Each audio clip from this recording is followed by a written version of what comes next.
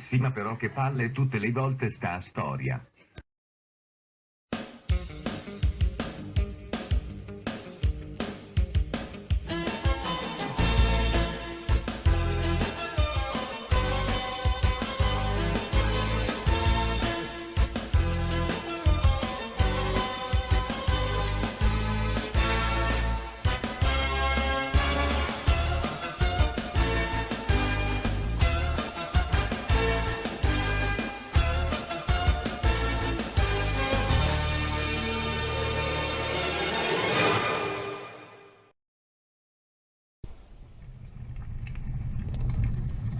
La vita è un'ombra che cammina, un povero attore che si agita e pagoneggia la sua ora sul palco e poi non se ne sa più niente.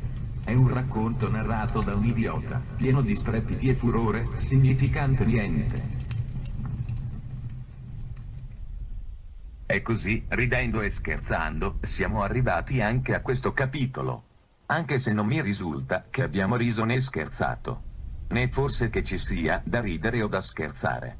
Ma insomma, stavamo dicendo. Purtroppo è arrivato questo momento che speravo che non arrivasse mai.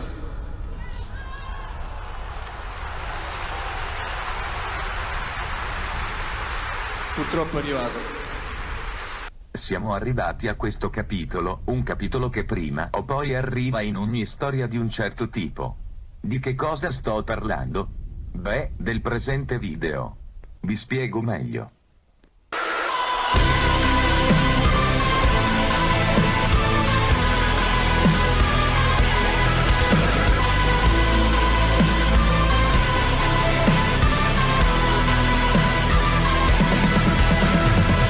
No, beh, forse questo non c'entrava molto. Forse era un po' fuori contesto, lo ammetto. Vi prego di interpretare questo vocalizzo come una risata. Allora, vediamo un po' come posso spiegarlo. Allora, partiamo da questo. Diciamo che avrei potuto rendere questo video semplicemente uno dei tanti, tipo così.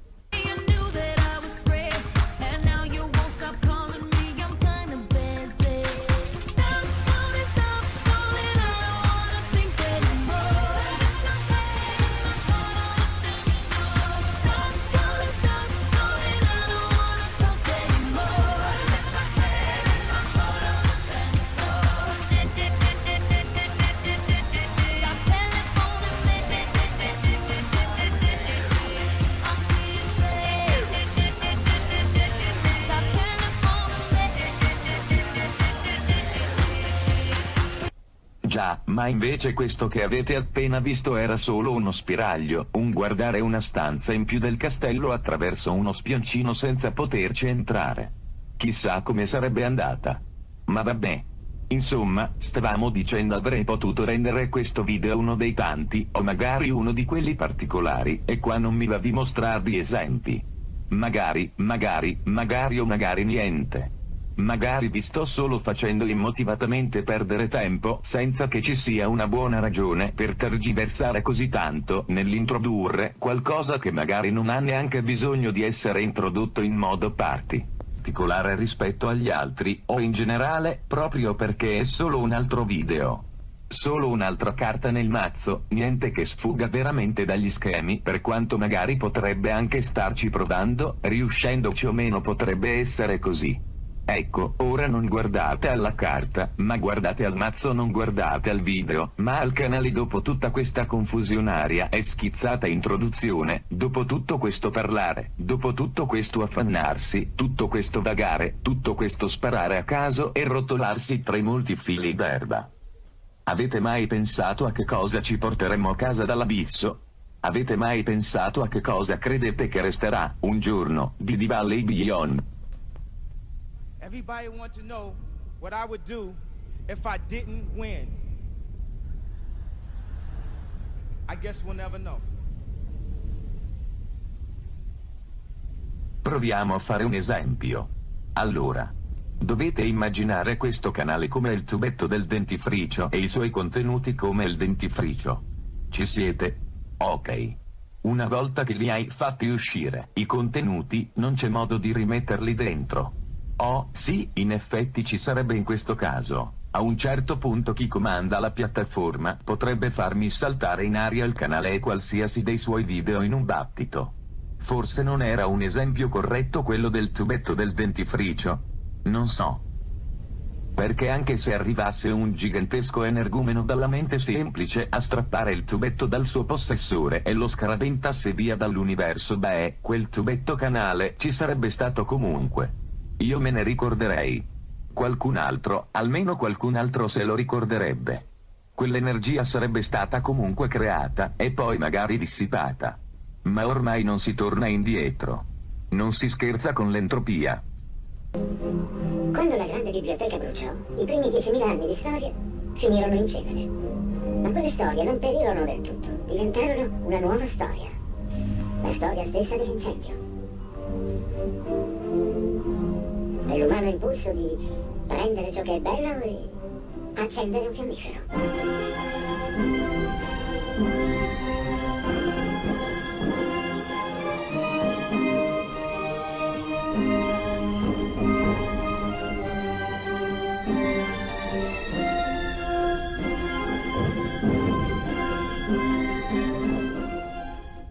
Ci fu un uomo, una volta, in un sogno, che mi disse qualcosa che mi colpì così tanto che da allora non ho mai smesso di pensarci.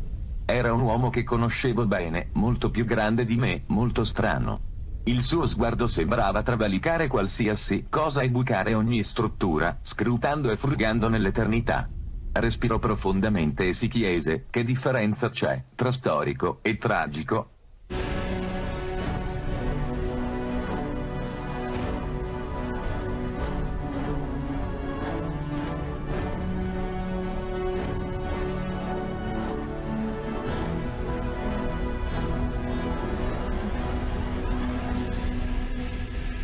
Stavolta non era un sogno, ma realtà. Forse la bizzarra e ridondante epoca in cui noi contemporanei, spesso obnubilati, abbiamo attualmente messo le radici non è la più giusta, almeno all'apparenza, per cogliere la problematicità di questo interrogativo. Ma dovremo essere pronti a farlo, prima o poi. Non vogliamo sempre essere conformati e lodati, vogliamo non l'apparenza ma la verità. E questo ci dà libertà, e la libertà vera cristiana, liberarsi da questa necessità di piacere, di parlare come la massa pensa che dovrebbe essere. Dovremo essere pronti a compiere questa indagine, a riscoprirci umani provando a arrestarlo, a incontrare qualcosa che ci faccia da bussola e che dia senso a tutto quanto. Io vi chiederò di essere pronti, e sarò sempre con voi. Anche se mi ritiro adesso, in preghiera sono sempre vicino a tutti voi e sono sicuro che anche voi sarete vicini a me, anche se per il mondo rimango nascosto.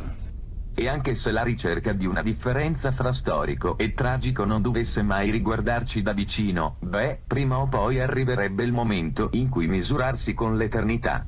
Un momento che prima o poi arriva in ogni storia di un certo tipo. Se l'uomo fosse stato creato per volare sarebbe nato con le ali. Sto per dimostrare il contrario, Anacleto, se ti degnerai di osservare. L'uomo volerà come? Come un pezzo di piombo.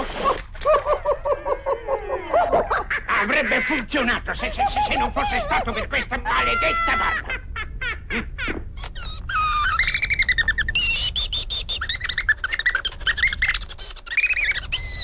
E questo piccolo, oscuro, grandemente perfettibile e interpretabile canale come si misura con l'eternità? Che cosa resterà di lui, un giorno? Vivrai solo finché vivrà l'ultima persona che si ricorda di te.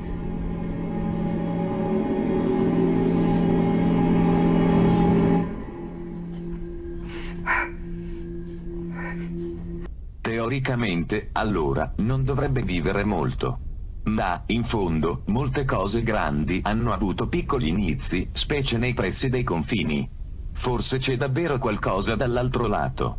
Immaginate se, dopo il collasso e il Medioevo prossimo venturo, cambiassero totalmente i paradigmi e qualcuno si imbattesse in questo posto.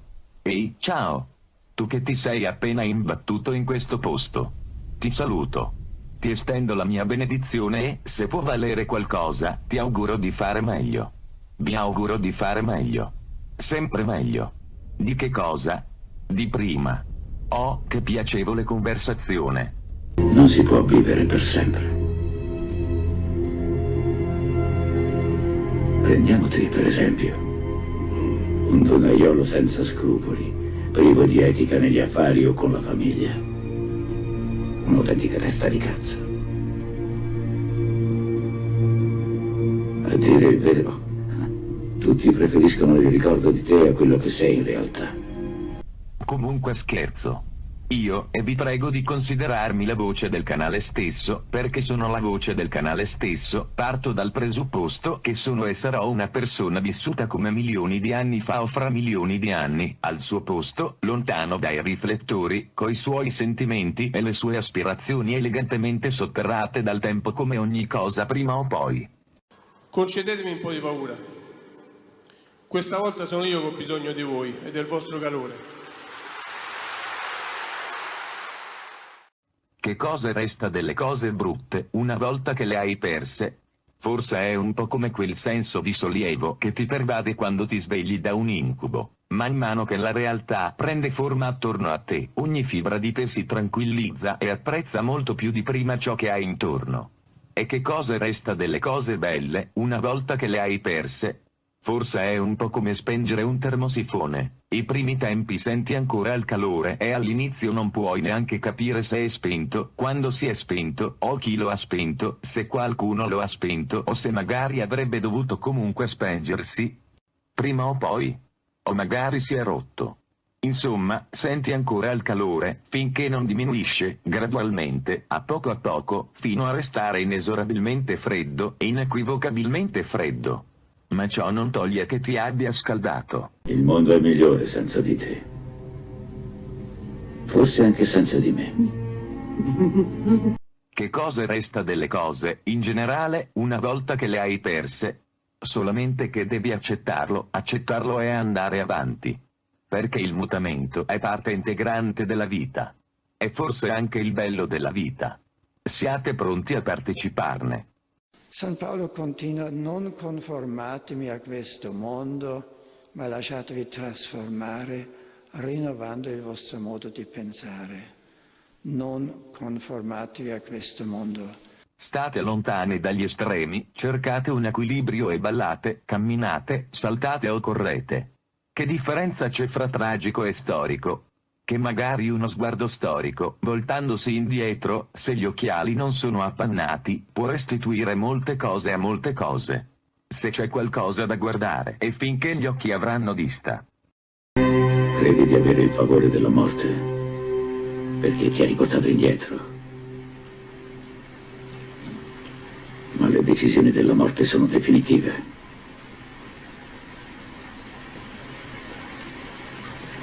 Sono solo i vivi che sono incostanti, vacillano, non sanno chi sono, cosa vogliono. La morte è sempre vera. E tu una cosa vera non l'hai mai conosciuta in vita tua. Dici di conoscere la morte.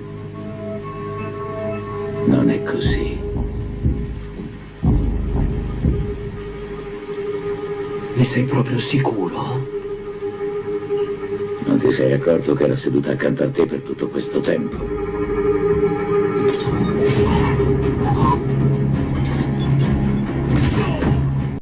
È così anche stavolta, o solo per stavolta, ho divagato.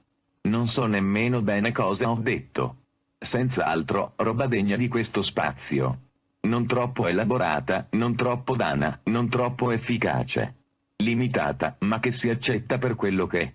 Penso che adesso l'inchiostro sia secco. Ci vedremo ancora. Forse parlerò ancora, di tanto in tanto, a chi ascolterà. Con discorsi da bar, barzellette o riflessioni, come un giullare un po' matto. Ma per adesso. Casomai non vi rivedessi, buon pomeriggio, buonasera e buonanotte.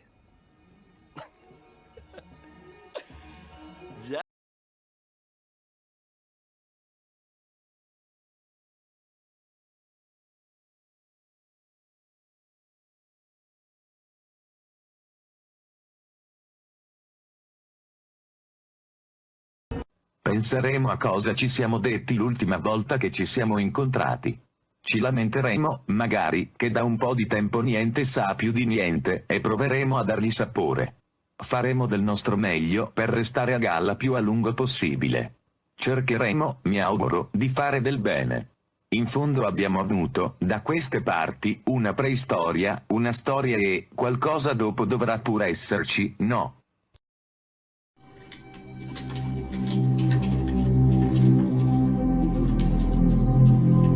Gli altri non lo ricordano, ma io so chi sei, William. Una buona azione non cambia le cose. Chi ti dice che è stata una buona azione? Sto partecipando al tuo gioco. E ora arriverò fino alla fine.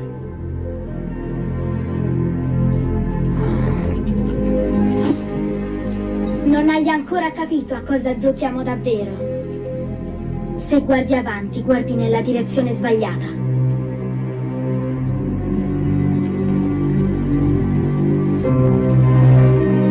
Papà!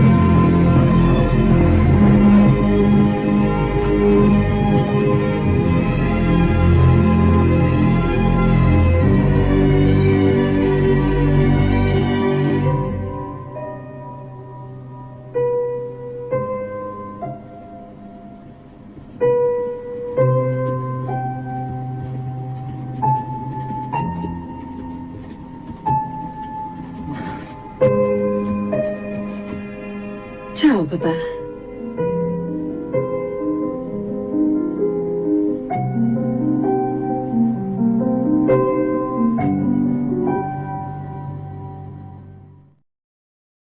Thank you so much for playing my game.